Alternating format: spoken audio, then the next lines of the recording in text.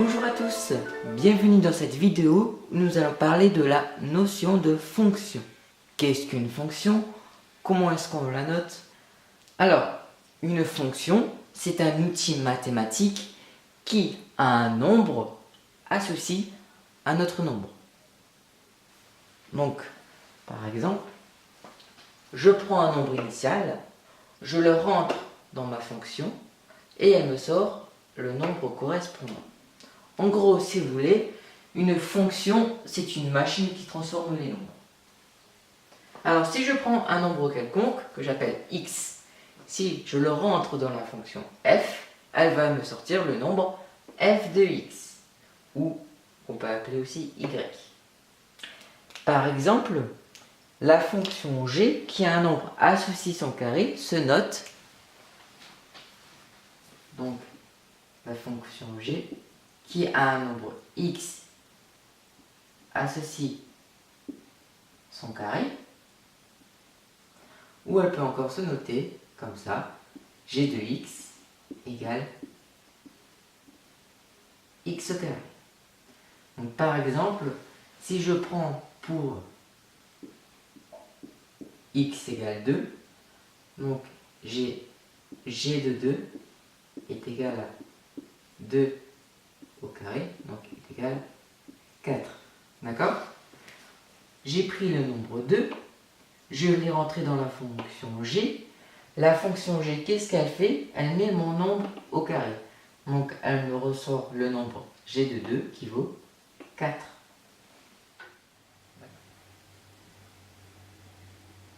Alors, donc là, on dit que 4, c'est l'image de 2. C'est l'image de 2. Et 2, on dit que c'est un antécédent de 4.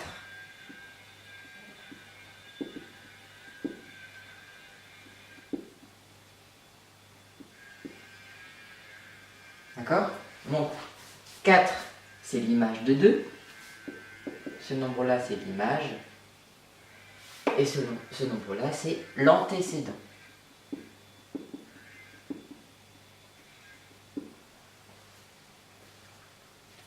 Donc, une image est unique.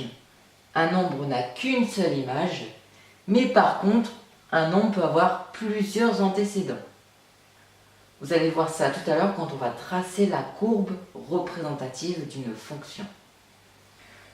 Voilà, donc pour conclure, on peut définir une fonction de 3 méthodes différentes. Soit en utilisant une phrase, par exemple, la fonction h a un nombre associe le double de son cube. Ou on peut aussi le noter de cette manière, la fonction h, qui a un nombre x, associe le double de son cube. Le double de son cube. Ou encore, on peut la noter h de x égale 2x au cube. Alors maintenant, nous allons faire 3 petits exemples. J'ai 3 fonctions, f, g et h, définies par f de x égale 2x, g de x égale x au carré plus 1 et h de x égale x plus 5. Donc on veut tout d'abord calculer l'image de 3 par f. Donc on veut calculer l'image de 3. Donc il suffit de calculer f de 3. f de 3 c'est égal à 2 fois x, 2 fois 3, qui vaut 6. Donc l'image de 3, c'est 6. Ensuite, on veut calculer l'image de 5 par g.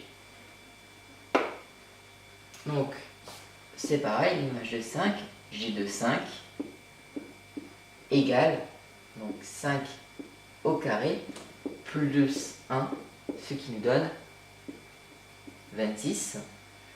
L'image de 5 par la fonction g, c'est 26.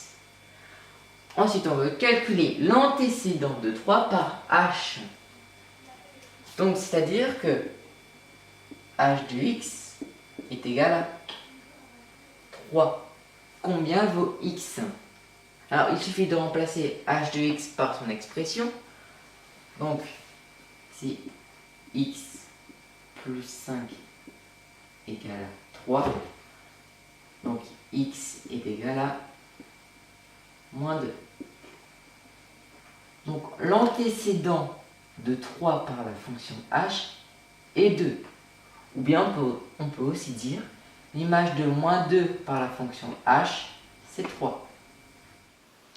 Alors pour terminer, nous allons parler de la représentation graphique d'une fonction.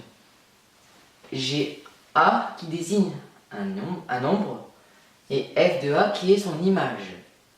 Alors la courbe représentative, c'est f de cette fonction, c'est l'ensemble des points m de coordonnées a, f de a. Donc, qu'est-ce que ça signifie, ça? Ça veut dire que sur un graphique, l'axe des abscisses, c'est l'axe où on va placer les antécédents, et l'axe des ordonnées, c'est l'axe où on place les images. Donc, abscisse, antécédent, ordonnée, image. Abscisse, antécédent, ça commence par la même lettre. Donc, par exemple, on va dire que sur cette courbe, l'image de 3, c'est, on descend, moins 2. Bon là j'ai pris des valeurs au hasard. Donc vous voyez, un antécédent n'a qu'une seule image. À chaque fois la courbe ne se coupe qu'une fois. Alors qu'une image peut avoir plusieurs antécédents.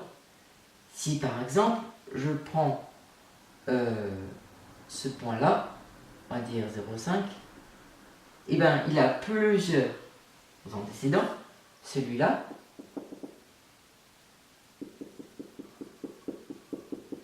et celui-là. Donc à partir d'un graphique, si je veux lire l'image d'un nombre, je me place sur l'axe des abscisses, je monte ou je descends, je viens couper la courbe, et hop, je regarde perpendiculairement et j'aurai l'image.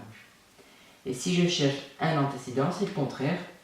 Par exemple, si je veux l'antécédent de ce point-là, je vais aller chercher la courbe perpendiculairement, hop, et j'aurai ici l'antécédent. Donc voilà pour les représentations graphiques. Voilà, c'est la fin de cette vidéo. Je vous dis à bientôt.